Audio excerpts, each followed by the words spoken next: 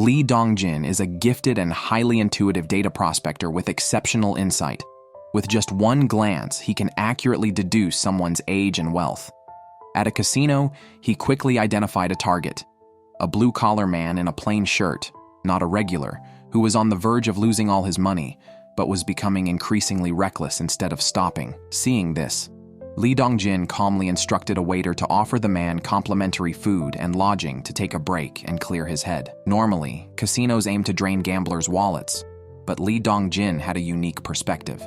He believed that allowing gamblers to lose everything in one go could deter them from returning. Instead, through reasonable management, they could be encouraged to visit regularly, which would increase profits. The chairman, hearing Lee Dong-jin's contrarian thinking, agreed with his approach, and partners echoed the sentiment. Lee Dong-jin's exceptional performance sparked the chairman's interest in investing. Just then, everyone saw that the man Lee Dong-jin had advised was selling his car for cash. The chairman remarked on the unpredictability of life and the bottomless nature of desire, acknowledging that the complexities of the world cannot be fully understood through data alone. He handed Lee Dong-jin a business card, inviting him to discuss matters over dinner. Lee Dong-jin found his car windshield smashed and immediately called the police. Surveillance footage showed the suspect checking a phone number before vandalizing the car, indicating a possible grudge against Lee Dong-jin. However, Lee Dong-jin could not recall any conflicts with others, nor did he recognize the suspect from the footage. With his car unusable, Lee Dong-jin had to take the subway home. While sitting on the subway, he heard a man shouting a familiar name, Park Mi-jeong. Looking in the direction of the voice, he saw a drunken man harassing a woman, insisting on dating her. The man did not believe that approaching her could be dangerous and demanded a valid reason for her refusal. Nearby students were recording the harassment on their phones. When the woman facing away from Lee Dong-jin turned to confront the man, Lee Dong-jin was shocked to see that it was Park Mi-jeong, a figure from his deep memory. His thoughts drifted back to high school, when he, sweating on the sports field, was unwittingly attracted to Park Mi-jeong, who was sitting alone eating her lunch. Park Mi-jeong, with her neat short hair, exuded a charisma that made people want to be near her. Since then, Lee Dong-jin often found himself watching Park Mi-jeong. However, during that time, rumors about Park Mi-jeong in school resulted in her always being alone. One rainy day, Park Mi-jeong did not have an umbrella. A boy claiming to be going her way offered to share his umbrella and walked her home. As they neared her house, they parted ways, and the boy left the umbrella with Park Mi-jeong and ran into the rain. Just a few steps after Park Mi-jeong walked away, a thunderclap sounded, and tragically, the boy died in an accident that rainy day. A hearse circled the school playground 3 times to bless the deceased. Students whispered among themselves, unable to recall how many similar incidents had occurred at the school.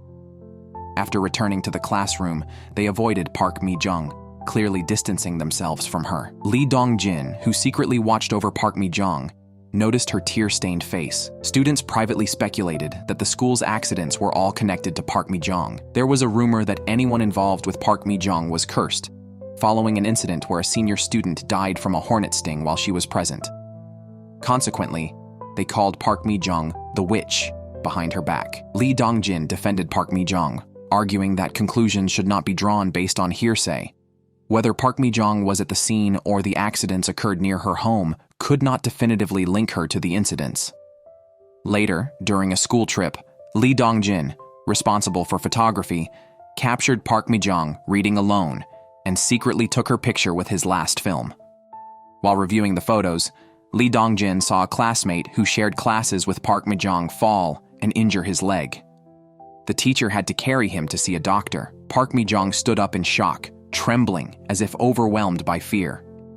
After the trip, Lee Dong-jin developed the photos and eagerly analyzed Park Mi-jeong's expression, which seemed distressed.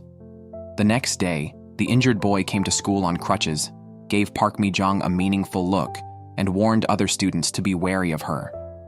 Unlike the others, Lee Dong-jin noticed Park Mi-jeong's usual bench was in direct sunlight. To make her more comfortable, he asked his mother, who owned a store, to donate a sunshade to the school. Seeing Park Mi-jeong comfortably sitting under the sunshade, Lee Dong-jin felt a connection with her through his gesture. However, in their senior year, a male student from Lee Dong-jin's class, died mysteriously near a pharmacy after speaking with Park Mi-jeong. He had been trying to clarify that a previous student's death by lightning, also rumored to be connected to Park Mi-jeong, was just a coincidence. Park Mi-jeong interrupted him, asking him to stay away. The boy, frustrated, followed her on his bicycle, but was immediately electrocuted by a fallen power line. This bizarre accident reinforced the rumors of Park Mi-jeong being the witch. Vandalism appeared on Park Mi-jeong's usual bench, and on a snowy day, she looked back at the school and left without returning. During class, Lee Dong-jin watched her leave and anxiously waited for the bell, planning to confess his feelings as soon as class ended. After she left school, Park Mi-jeong never came back, leaving Lee Dong-jin with a permanent sense of regret. Years later, Lee Dong-jin encountered Park Mi-jeong again and believed it was fate. He followed her off the subway and discreetly trailed her to a residential area.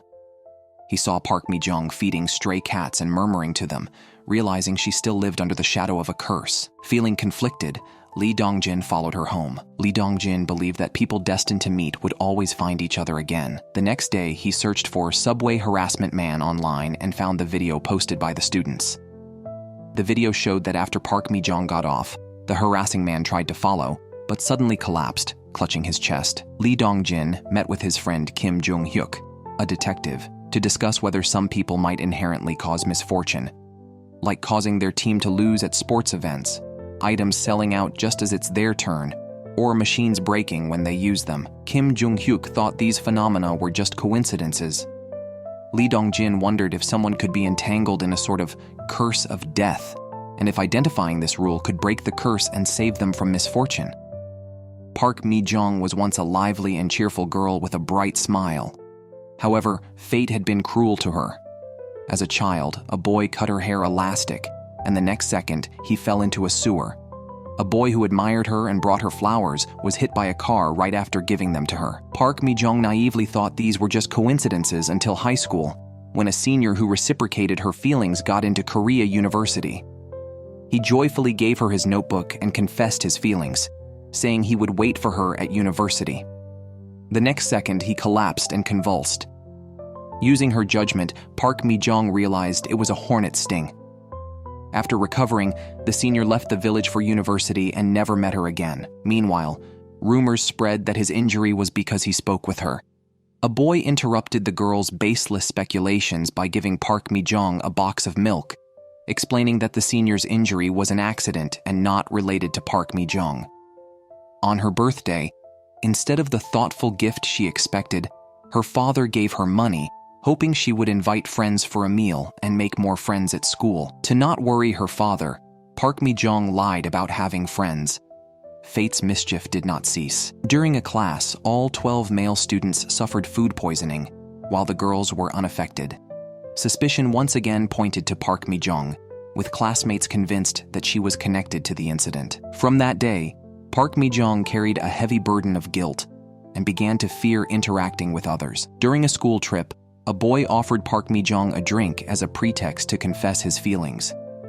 She immediately stood up, interrupting him, and walked away alone. Soon after, she saw the boy injured and being carried to the medical room by a teacher. After that incident, bad luck seemed unstoppable. In art class, a boy cut his finger. In physical education, another twisted his ankle. While playing basketball, a boy hit a metal pole. And during dance class, yet another boy slipped and got injured. These accidents led the boys to avoid Park Mi-jeong, and rumors about her spread wildly in school, even linking her to her mother's death during childbirth and branding her the witch. A male classmate of Lee Dong-jin, disliking the unfair treatment towards Park Mi-jeong, tried to comfort her by saying it was all just accidents and not her fault. However, Park Mi-jeong did not respond, and the boy left on his bicycle. Tragically, he was soon electrocuted by a fallen power line, cementing Park Mi-jeong's reputation as the witch. The school was abuzz with talks of staying away from her to avoid fatal risks. In such an atmosphere, the school became a place where Park Mi-jeong could no longer stay. After dropping out, she confined herself at home, never leaving. Her father, unable to accept that his exemplary daughter stopped attending school for no apparent reason, inquired among her classmates and learned about the witch nickname. Realizing the extent of her suffering and humiliation, he was deeply saddened. While leaving the school with Park Mi-jeong's belongings, he saw Lee Dong-jin, who had never believed the accusations against her. Lee Dong-jin was actively removing slanderous graffiti from a bench. Moved by Lee Dong-jin's firm support, Park Mi-jeong's father was touched and asked him to remember his words, hoping that one day he could clear her name. Despite being shut in her room, Park Mi-jeong longed for people to forget her, but the rumors only intensified and spread throughout the village. Her father, distressed by his daughter's pain, confronted the neighbors who maligned her. He sternly warned everyone, but after he left, the rumors continued to spread. Some even warned Lee Dong-jin's mother to keep her son away from Park Mi-jeong. When her father returned home and saw Park Mi-jeong feeding stray cats, she asked him to buy some cat food. Not wanting to dampen her spirits, he went to Lee Dong-jin's family store, which mainly sold fertilizers and pesticides and did not carry cat food. However, Lee Dong-jin's mother, out of sympathy, gave him some leftover cat food that Lee Dong-jin had bought for Park Mi-jeong's father. After the senior students graduated, they quietly placed a bouquet of flowers and an album at Park Mi-jeong's doorstep. Seeing this, Lee Dong-jin also wanted to give her the flowers he had prepared. But as he was about to approach, Park Mi-jeong suddenly opened the door. Startled, he panicked and fled. Her father encouraged Park Mi-jeong to continue her studies, explaining that passing the academic proficiency test would allow her to receive a high school diploma and attend university. He planned to sell the house and land after the potato harvest and move to Seoul with Park Mi-jeong to escape the rumors. With her father's encouragement, Park Mi-jeong regained hope and started studying diligently. When the day came to harvest the potatoes, she couldn't bear to see her father work alone and joined him in the field. Unfortunately, disaster struck again when a venomous snake suddenly appeared and bit her on the ankle, causing her to faint. When she woke up, she found her father collapsed on the ground. She realized that in trying to save her, he had sucked the venom out of her wound and had been poisoned himself. Park Mi-jeong was devastated.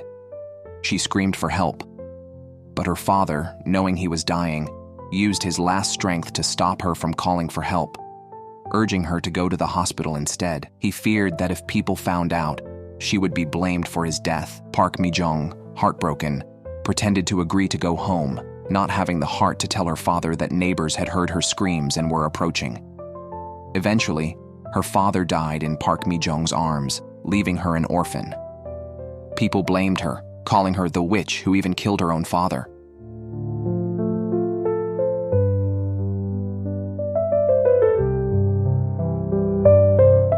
Lee Dong-jin majored in statistics in college. He met Kim Jong-hyuk, who had a similar situation to Park Mi-jeong. Kim Jong-hyuk was also isolated by everyone. Hearing what classmates said about Kim Jong-hyuk, Lee Dong-jin approached him, trying to make up for not standing up for Park Mi-jeong when she was isolated. Initially, Kim Jong-hyuk was cold, but Lee Dong-jin did not give up. He kept trying to communicate. Eventually, Lee Dong-jin's persistence and sincerity moved Kim Jong-hyuk, and they became trusted friends. During the summer break, Lee Dong-jin returned to his village and found a high school photo of Park Mi-jeong. His mother entered the room and mentioned that the son of the laundry shop owner, who had been practicing martial arts, was hospitalized after being hit by a wild boar while comforting Park Mi-jeong, who was rumored to be a witch. This rare incident made people more convinced that Park Mi-jeong brought bad luck. Angry, Lee Dong-jin used statistical data to explain to his mother that injuries and deaths are common and should not be tied to Park Mi-jeong. He then went to Park Mi-jeong's house only to find it empty with a for sale sign. Regretting his inaction, Lee Dong-jin prepared an analysis report to prove Park Mi-jeong was not a witch, but arrived too late as a gust of wind scattered the report. His professor appreciated his efforts in studying statistics, but pointed out serious flaws in his report due to bias, as Lee Dong-jin unconsciously favored data supporting his view. The professor gave him a detailed checklist to revalidate his findings. Lee Dong-jin followed the advice, focusing on a key question: what was the common factor in these accidents? He concluded that all incidents were related to Park Mi-jeong, overturning his previous analysis. After graduation, Kim Jong-hyuk became a detective, and Lee Dong-jin became a data exploration expert. However, Lee Dong-jin's mother fell ill. He quickly took her to a major hospital in Seoul. Knowing her days were numbered, and despite her reluctance to leave her son, she calmly expressed her wishes. She hoped to look beautiful at her funeral to meet her deceased husband with dignity. She also instructed Lee Dong-jin to sell the family store and house. However, his mother revealed a long-hidden secret. She had driven Park Mi-jeong out of the village with the other villagers. After finding Park Mi-jeong's photo on Lee Dong-jin's desk, she feared her son would suffer from associating with Park Mi-jeong and made a misguided decision driven by rumors. Seeing Park Mi-jeong waiting alone for the bus, she felt pity. She not only drove her to the station but also bought her house to provide financial help. She felt guilty about her actions and longed to apologize to Park Mi-jeong, but never had the chance. She recalled Lee Dong-jin firmly stating that Park Mi-jeong was not a witch. She asked him to convey her apologies to Park Mi-jeong if he ever saw her again. Lee Dong-jin held a beautiful funeral for his mother.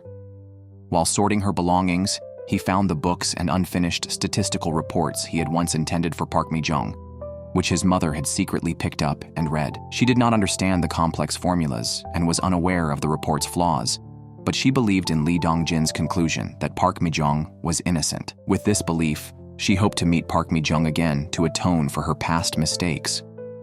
On her deathbed, she said that those destined to meet will meet again.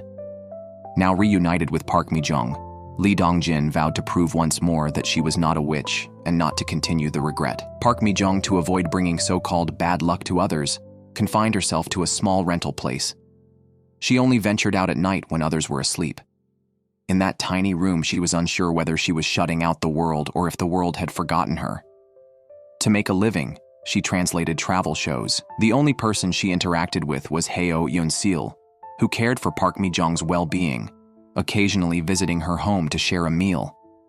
Excitedly, she talked about a small Austrian town she saw while translating, hoping to one day walk freely in the streets like anyone else. On the other side, Lee Dong-jin was eager to unravel the mystery surrounding Park Mi-jeong. Ignoring his partner's pleas, he quit his job at the company. He moved to the area where Park Mi-jeong lived, hoping to rent an apartment directly across from hers to observe her movements. Unfortunately, that apartment was already leased. The agent took Lee Dong-jin to meet the current tenant, trying to persuade him to let Lee Dong-jin inspect the room for its angle and location, but the tenant firmly refused. With no other choice, Lee Dong-jin rented an apartment downstairs, but he didn't give up. He frequently visited the convenience store where the tenant worked, offering his help.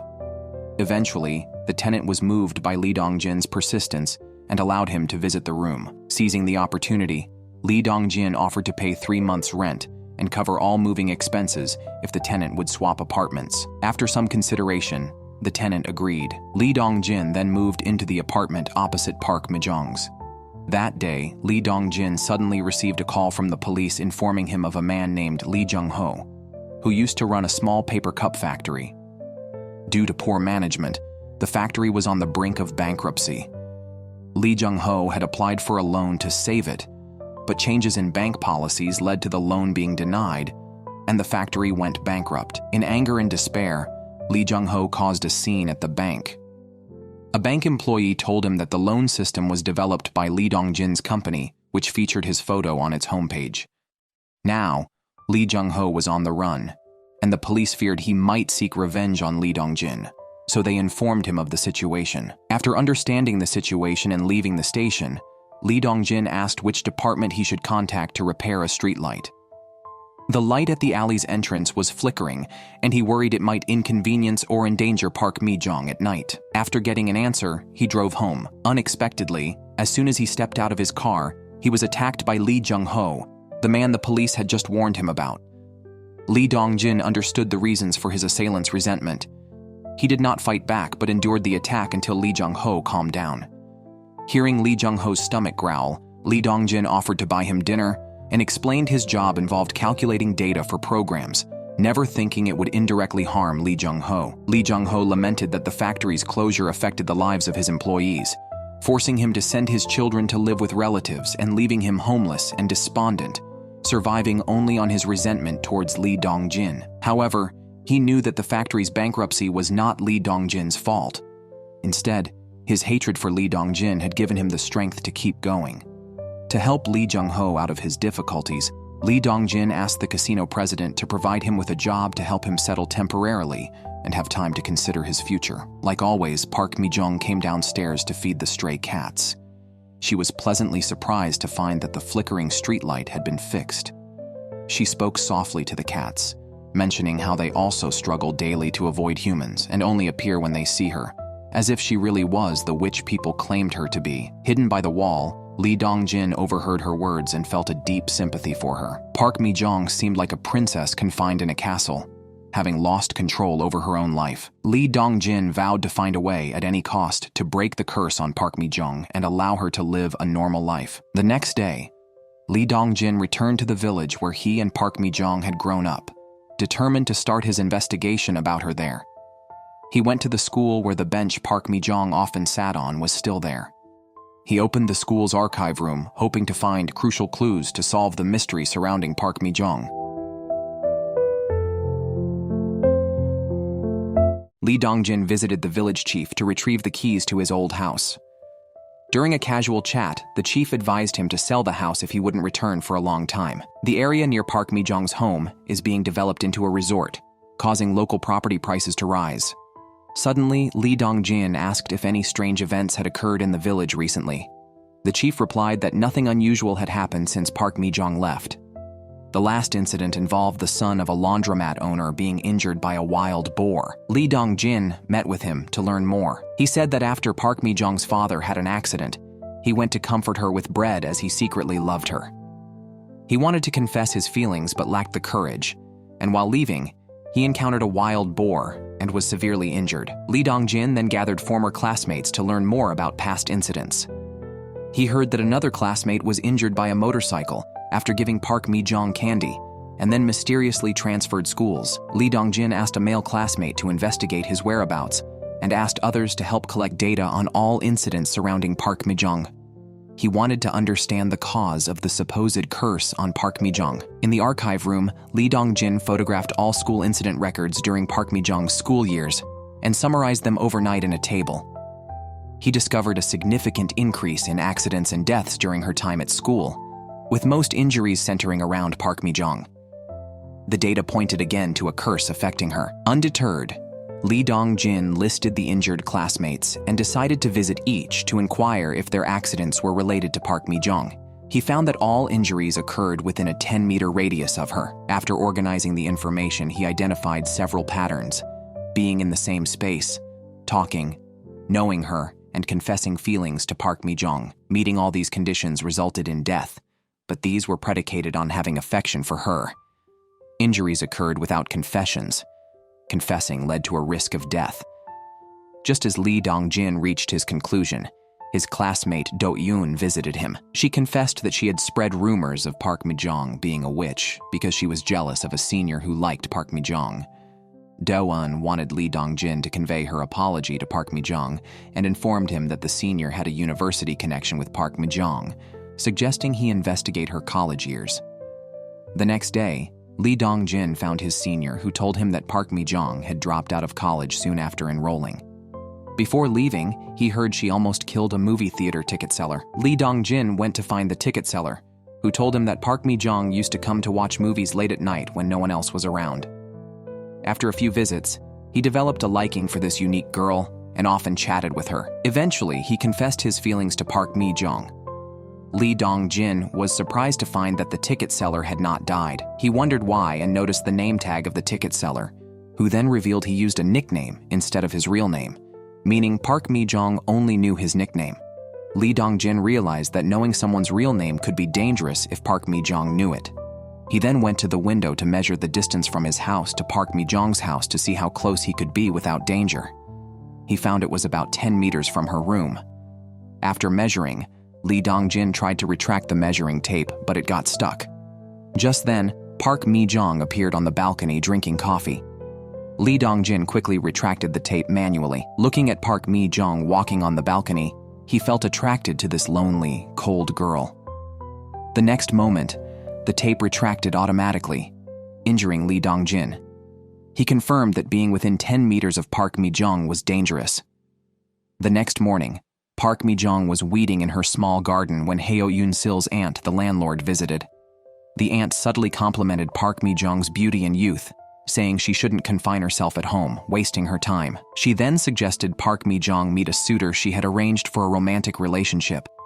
Aware of her cursed nature, Park Mi-jeong didn't know how to respond and couldn't explain to her aunt. Fortunately, Heo Yoon-sil arrived in time and persuaded the aunt to leave. At work, Heo Yoon-sil heard that someone was waiting for her at a nearby cafe. It was Lee Dong-jin. He had investigated all of Park Mi-jeong's high school classmates and was introduced to Heo Yoon-sil by the senior. Heo Yoon-sil was Park Mi-jeong's only close friend for the past 9 years. Lee Dong-jin shared his findings on the incidents around Park Mi-jeong and the curse formula he deduced. He hoped Heo Yoon-sil could tell him more about Park Mi-jeong to refine the formula and help her lead a normal life. Hearing that Lee Dong-jin could help Park Mi-jeong, Heo Yoon-sil willingly shared more about her past. She first met Park Mi-jeong during a student club recruitment, noticing the girl always dressed in black and keeping to herself, which intrigued the boys. In her first semester, a boy who liked her tried to get close by asking to borrow a pen. Despite her repeated rejections, the boy persisted and wanted to take her to the movies. The next moment, he missed a step and tumbled down the stairs, injuring his leg but still attending the student council meeting. Classmates mentioned that any boy who liked Park Mi-jeong and got close to her would have accidents. One incident confirmed rumors of Park Mi-jeong being a witch. During the final English exam of the term, Park Mi-jeong tried to leave early after submitting her test. The professor stopped her and wrote, "I love you," on her paper. Park Mi-jeong, frightened, ran away and called an ambulance for the professor, fearing an accident, but was thought to be joking. Later, Heo Yoon-sil stopped Park Mi-jeong to invite her for a meal. While they struggled, Heo Yoon-sil noticed the professor watching them from a window. Suddenly, a brick loosened and the professor fell from the building. Overwhelmed by these events, Park Mi-jeong withdrew from school. Soon after, Heo Yoon-sil found Park Mi-jeong's remote house in a village scheduled for demolition, where she lived alone. Heo Yoon-sil, concerned about her, was told by Park Mi-jeong that she didn't need sympathy. Heo Yoon-sil realized her feelings were more than pity. She felt a strong attraction to Park Mi-jeong and left her phone number before departing. Months later, Heo Yoon-sil received a call from Park Mi-jeong, whose house had been burglarized. Park Mi-jeong wanted to stay temporarily with Heo Yoon-sil, who blamed her for living there alone. The next day, Heo Yoon-sil took Park Mi-jeong to rent her aunt's attic, helping her negotiate the rent, which made Park Mi-jeong smile genuinely for the first time in a while. Back to the present, Heo Yoon-sil and Lee Dong-jin visited the site of the professor's accident. Lee Dong-jin measured the distance between the professor and Park Mi-jeong, confirming it was within 10 meters. Heo Yoon-sil then introduced Lee Dong-jin to 2 men who had accidents because of Park Mi-jeong. Both mentioned being in the same space as her for about 10 minutes before their accidents. Lee Dong-jin reconfirmed his hypothesis.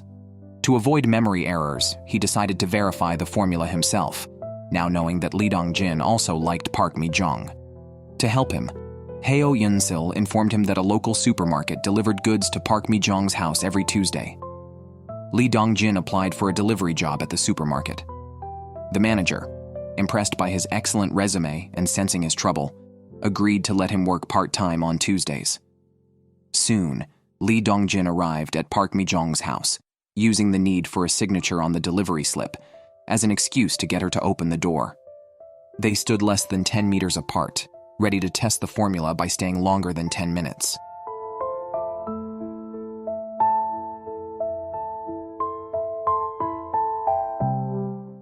Lee Dong-jin observes and records Park Mi-jeong's life. Park Mi-jeong usually translates in the afternoon. When tired, she rests on the balcony and drinks coffee, eating simple foods like instant noodles. She stays at home until 2 a.m. She only dares to secretly feed stray cats on the street when no one is around. The one thing that makes Park Mi-jeong happy is taking a random bus once a month, riding to the last stop and back, considering it a rare trip. She orders weekly groceries from a nearby supermarket via delivery. To test a hypothesis, Lee Dong-jin takes a part-time job at the supermarket. He eagerly waits until Tuesday, then brings the delivery to Park Mi-jeong's door. He rings the doorbell and starts a timer, waiting for her to come. He gets close to Park Mi-jeong, staying longer by helping her item by item, then having her sign the receipt. Park Mi-jeong rarely speaks to outsiders, and she thanks Lee Dong-jin profusely as he leaves, making him feel deeply sympathetic. He leaves the building, noting it took less than 10 minutes without incident. Over the next few days, Lee Dong-jin secretly times his visits, always leaving at 10 minutes. No accidents occur until he decides to stay longer than 10 minutes. That time, he sprains his ankle while leaving. It's Tuesday again, and Lee Dong-jin delivers her items, deliberately making her check each one to talk more. He occasionally looks at her, nearly losing track of time. As 10 minutes approaches, Park Mi-jeong opts for card payment, but Lee Dong-jin forgot the machine and goes to get cash. After receiving the money, he rushes downstairs, just in time. He sighs in relief, but then a sign on the wall falls, injuring his hand. He wonders if even the sentences spoken with Park Mi-jeong are limited. The following Tuesday, Park Mi-jeong excitedly brings a drink to meet Lee Dong-jin, but finds a different delivery man. Disappointed, she carries the box back inside. To protect himself, Lee Dong-jin buys a sturdy motorcycle suit and helmet. Fully equipped, he meets Park Mi-jeong again. She smiles and happily checks the items with him. Unknowingly, Park Mi-jeong starts enjoying talking to Lee Dong-jin. He looks at her tenderly, counting their conversations. Before leaving, she sees his bandaged hand and sadly asks if he got hurt after coming here. Lee Dong-jin can't bear her helpless look and lies about injuring himself during sports. He forgets to count their conversation but is satisfied seeing her relieved expression. Though it hasn't been 10 minutes, another accident occurs. Lee Dong-jin's motorcycle slips, and he crashes on the roadside. He confirms that speaking more than 10 sentences with Park Mi-jeong leads to danger. Heo Yoon-sil visits Lee Dong-jin in the hospital. She doesn't understand why he is determined to break Park Mi-jeong's curse. She urges Lee Dong-jin to stop, warning that Park Mi-jeong will eventually learn his name, putting his life at risk. However, Lee Dong-jin refuses to give up. He cares deeply for Park Mi-jeong, a kind-hearted girl cursed by misfortune. Once recovered, Lee Dong-jin follows Park Mi-jeong on her rare bus trip day. He decides to travel with her to enjoy the scenery along the way. To avoid accidents, he sits in the back row more than 10 meters away from her. He watches her from behind until the bus reaches the final stop, wishing the trip were longer. On the way back, they encounter a traffic jam, much to Lee Dong-jin's delight. But then, Park Mi-jeong gives up her seat to an elderly lady and stands near him, within 5 meters.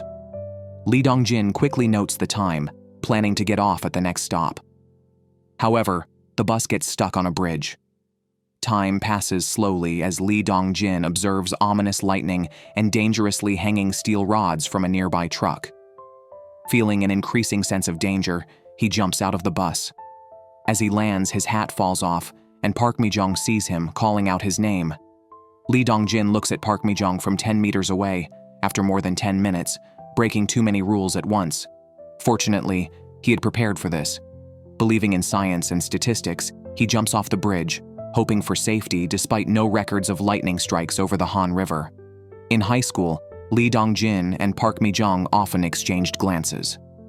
Park Mi-jeong noticed him and learned his name from his school uniform badge. After graduation, Lee Dong-jin secretly left an alumni book at her house. Park Mi-jeong recognized him and found his photo in the book, seeing his face clearly for the first time. 10 years later, she watches him jump from the bridge. Thankfully, an ambulance arrives in time, and Lee Dong-jin is taken to the hospital. Park Mi-jeong suspects his jump might be because of her. She anxiously searches online for news about the jump until she finds out he is safe. Upon waking, Lee Dong-jin contacts Heo Yoon-sil. He has personally verified several rules and now needs one last favor from her. He suspects that accidents happen to those who have liked Park Mi-jeong. But what if the roles were reversed, and it involved someone Park Mi-jeong had feelings for? What would the consequences be? The next day, Heo Yoon-sil drives Park Mi-jeong on a trip. After they set up the tent, Heo Yoon-sil secretly calls Lee Dong-jin and leaves the phone aside. She then asks Park Mi-jeong if she has ever liked someone. Park Mi-jeong recalls her first love, a senior who was admitted to a university in Korea. He was like a brother to her from childhood. She went to church weekly mainly to see him. Once, she saw him buying epilepsy medication at a pharmacy. He seemed afraid of her revealing his secret, and they seldom talked after that. At graduation, he gave her his study notes but was stung by a hornet and carried away by classmates. When they met again, Park Mi-jeong had been admitted to the university, and he came to congratulate her. She thanked him for the notebook, but he had forgotten about it. At that moment, Park Mi-jeong gave up her feelings for him. Heo Yoon-sil listens to Park Mi-jeong's story and confirms several conditions of the curse. She finds that the senior broke all the rules, but was unaffected. Lee Dong-jin rushes home after hearing their conversation. He opens the notebook Park Mi-jeong had thrown away and discovers something on the last page. The next day, Lee Dong-jin meets the senior to confirm why he lied about being stung by a hornet during winter when they are dormant. The senior admits he fainted due to epilepsy, and Park Mi-jeong said he was stung to help keep his illness a secret. He just never clarified it. Lee Dong-jin is appalled by the senior's deceit, particularly since it led to Park Mi-jeong being labeled a witch and suffering greatly. In university, the senior even spread rumors that Park Mi-jeong was a witch. To confirm one last thing, Lee Dong-jin shows the senior the notebook page with his confession of love and asks if he truly liked Park Mi-jeong. The senior nods, admitting he did love her. Angered, Lee Dong-jin thinks about how he gets hurt just speaking a few words to Park Mi-jeong. While the deceitful senior broke all the rules and remained safe, Lee Dong-jin goes home, looks at the data wall he has compiled, and after thinking it through, writes Park Mi-jeong stalker on his photo and sticks it next to hers. He realizes that only those Park Mi-jeong loves can ignore the curse, and he decides to gamble everything on making her love him. For this purpose, Lee Dong-jin vigorously exercises and packs his bags. He arrives at Park Mi-jeong's building, rings the doorbell pretending to be a delivery man, and reveals that he has been disguising himself to see her. Standing before her, Lee Dong-jin expresses his feelings. He has a life-risking statement he plans to tell her later. He comforts her, saying the curse is not her fault, and encourages her to be brave. After leaving a high school classmate's gift for Park Mi-jeong on the ground, he turns and leaves. Moved by his words, Park Mi-jeong cries. This time, Lee Dong-jin breaks the rules by speaking more than 10 sentences. He walks away, pulling his suitcase and cautiously avoiding potential accidents. Suddenly, a truck heads straight towards him. Park Mi-jeong opened the USB drive given to her by Lee Dong-jin. It contained photos of her hometown, taken by Lee Dong-jin on his visit there. In addition to the photos, there was a video. In the video, a classmate apologized to Park Mi-jeong for spreading rumors in the past that she was a witch, which led to her isolation by everyone and forced her to leave her hometown. After many years, Park Mi-jeong finally heard the apology from the person who started it all and couldn't help but cry. At that moment, Park Mi-jeong was unaware that Lee Dong-jin had already disappeared. Previously, concerned for Lee Dong-jin's safety, Heo Yoon-sil tried calling him, but received no response. She then asked Kim Jung-hyuk, a detective and friend of Lee Dong-jin, to investigate his whereabouts. Kim Jung-hyuk took Heo Yoon-sil to the house Lee Dong-jin rented, where they discovered he had left behind only his clothes and personal items. Kim Jung-hyuk accessed Lee Dong-jin's computer and found that he had been investigating the curse associated with Park Mi-jeong, summarizing the patterns based on his experiments.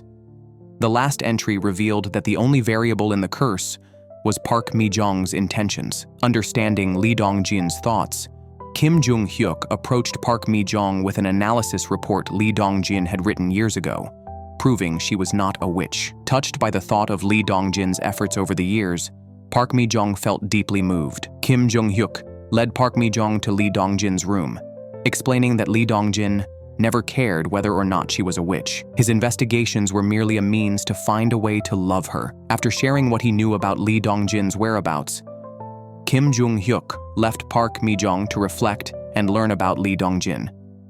Later, Park Mi-jeong traveled to Austria, a place she had always wanted to visit.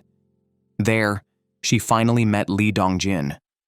Grateful for everything he had done, Park Mi-jeong acknowledged that without him, she would never have been able to step out of her enclosed world. Lee Dong-jin looked at Park Mi-jeong, confessed his love saying, "I love you," and then stood up as the sky turned stormy, mentioning he needed to confirm the last variable. Park Mi-jeong stopped him, sharing that during the trip, she had constantly thought of him, worried for his safety, and had discovered a pattern he hadn't, that those who loved her were safe around her. Urging Lee Dong-jin not to leave her side, she confessed her love for him. As she finished speaking, the clouds dispersed, and they embraced tightly. Park Mi-jeong, overwhelmed with emotion, cried as she finally could hold hands with her loved one and walk together towards happiness.